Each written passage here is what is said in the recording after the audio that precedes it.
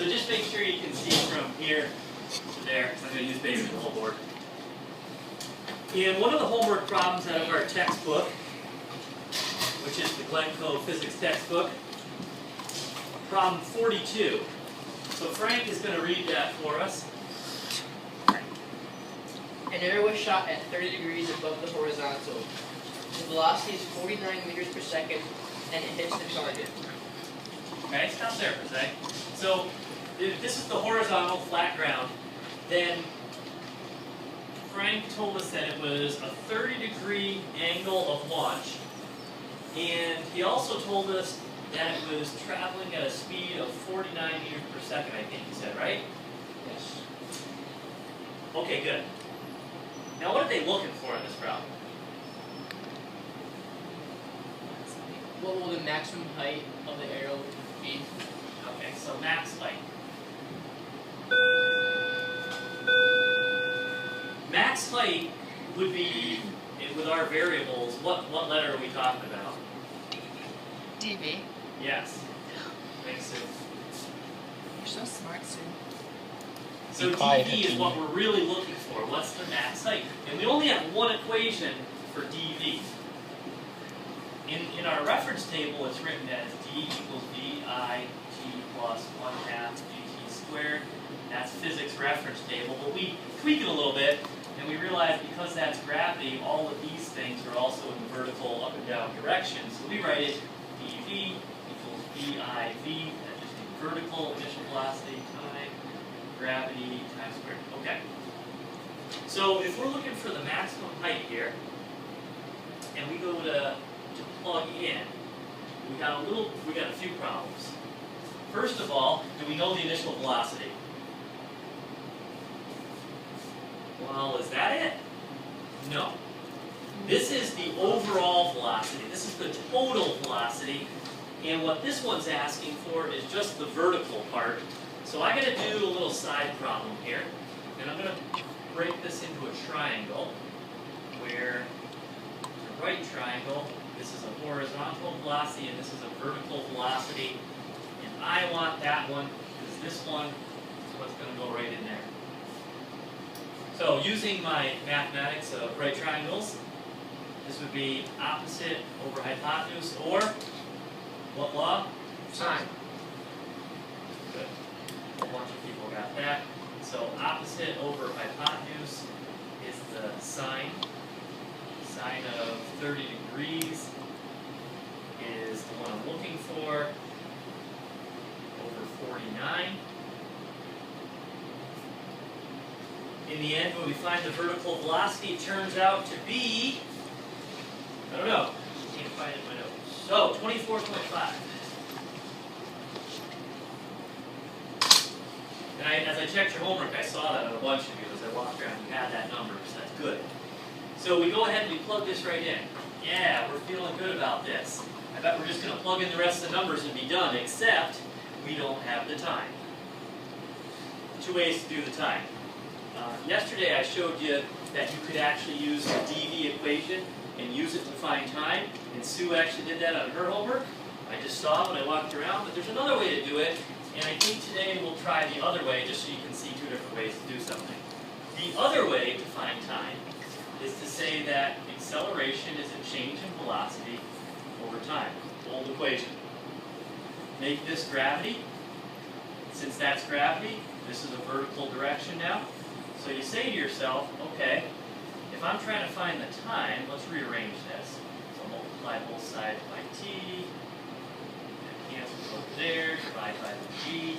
So you got change in vertical velocity over gravity. How much did your vertical velocity change between when it was launched and when it got to the max height? Well, what's your vertical velocity at the max height? This is what I'm asking you. 0, right. Vertical velocity of 0. And down here, what was your vertical velocity? We just found it? 24.5. Right.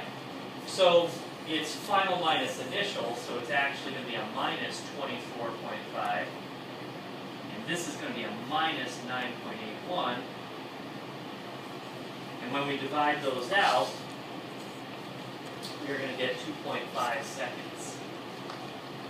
So the time of flight to the highest point is 2.5 seconds. Now if we wanted the time of flight for the whole flight, we'd have to double that number to be 5 seconds. But they only asked us to the highest point, so I think we're good. And at this point, we can finish off the problem because the 2.5 comes back here. We add the 1/2, the negative 9.81. Hey, heads up, make sure that's a negative. Because if you treat it like a positive, then you're going to take this and you're going to add it to this when you're supposed to be subtracting them, and that's going to give you the wrong answer every time.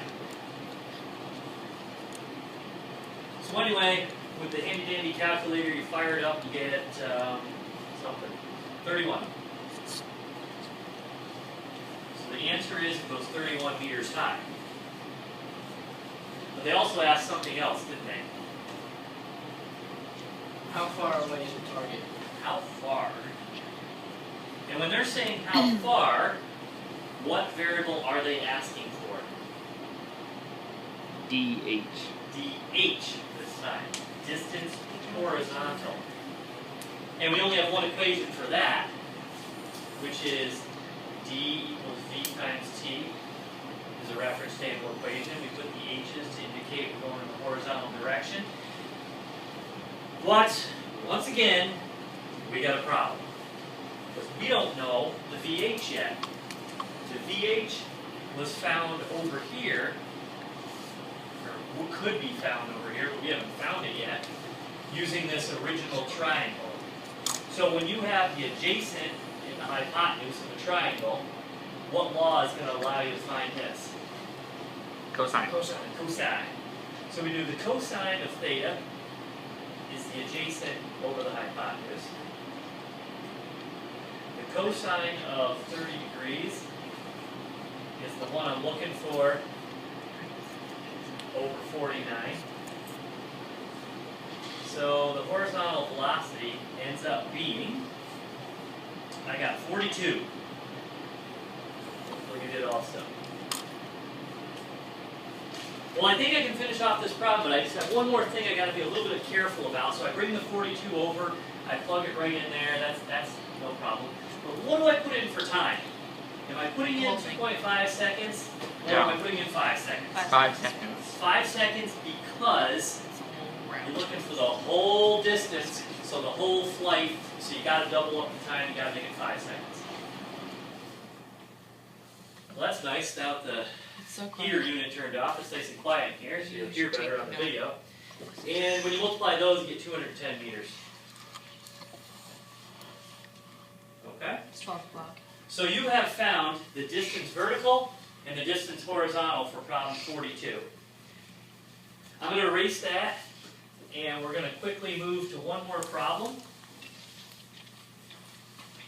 So the folks that were out on the field trip are just staying home and relaxing today, we'll say, can check this out at some later point. All right.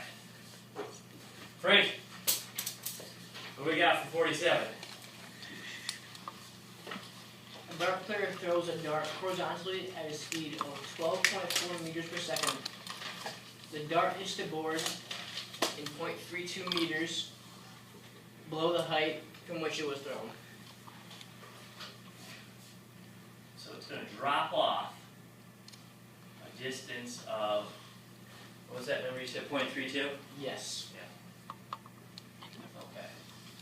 So you're throwing the dart here, you know, this is the person standing here, and they're throwing the dart, okay? So we let go of that, and when the dart flies through the air, it kind of fades off a little bit, so that by the time it gets over here to the bullseye, it's dropped down a little bit. And that's part of the skill of learning how to throw darts. You gotta kind of anticipate how much they're gonna drop off and practice. Well, anyway, what are we looking for here? How far away is the player from the board? Far. And we just said a minute ago, if we're looking at how far, what variable was that we were?